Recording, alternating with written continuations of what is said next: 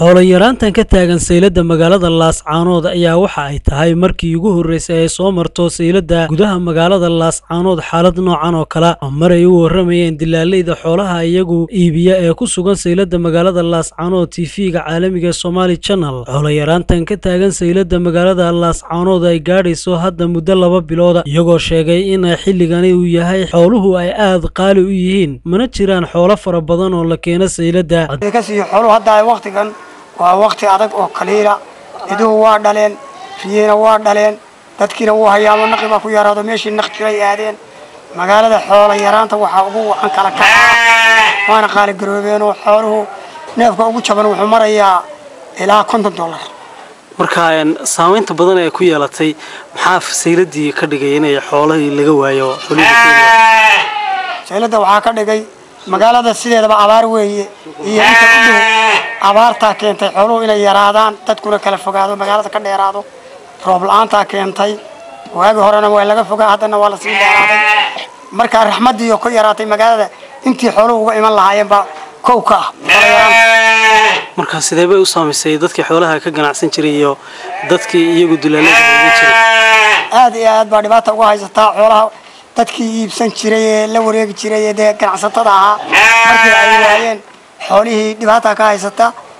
way yaraadeen 10 neef waxa isku qabsanaya 20 ama 30 qof dhibaato ka haysata magaaladuna magaalo lacag leh maaha oo wixii aad markaa istaaho meeshad ka dag hirig bay ku noqonaysaa laga iibsan maayo hadii la tago marka bal dadka ka wareega xoolaha keena tiradooda intee bay leegto dadka xoolaha keena ma badna waana dhib qabaan waqti adag bay ku jiraan hayaan bay ku jiraan roob la'aan bay ku jiraan geedi bay ku jiraan hadii alaba ku roon yahay lacagta hadii laga iibsado xoolaha hore looma helo iyagana halka dhibaato ka haysata waa gartay markay xoolaha keenaan badana dadka miiga dhibaatada haysata waxa weeyaan inay xoolihii hore lacagtooda u heli waayaan oo kale bal dhibaatooyinka ka waran iyaga xoolaha lacagtooda hore looma helo dadka haysta xoolaha dadka soo iibgeystay dhibaato ku qabaa dhowr casho ayaa xoolaha lagala maqnaada sitamaano dhibaato weyn bay ku qabaan kuwan iibsanaya xoolaha la kala wareegayaana dad baaran weeyo aan lacag magaalada ku haysan iyagu un bay xiraan bay nolosha ka deeyaan iyagana hilibka waa laga sii amaahanaya laba amaahood baa xeelay ku dhaceen marka dadkii oo dhan baa isku xiran marka bal ka waran sida idinkan idin saameysay maadaama aad dadka u dhaxeeya dadka xoolaha keena iyo ku iibsada wallahi aad iyo aad bay noo saameysay dadkii lama dili karo lama xiri karo lacagna ma haystaan kiimiga xoolaha keenay waa ku dul wareegaya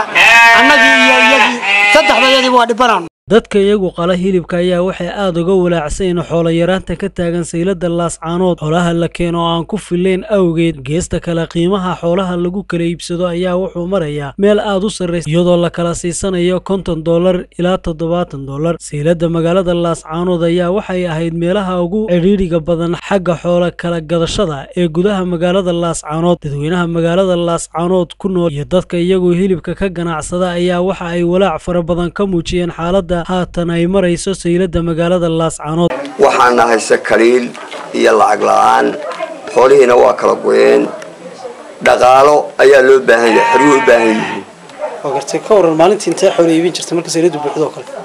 tirooyin baan iibin jiray waa gartay waad gadi jirtay maanta 2 neef baan fadhina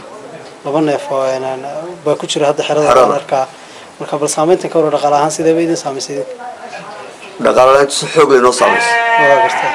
xoolihiina waa lagu wada go'een habrihii ariga qali jiray lacag waa laga waayay annana arigii dadka lagu wada go'ay waa gartay yaasaasan waxba wayna xirad baan iska fadhina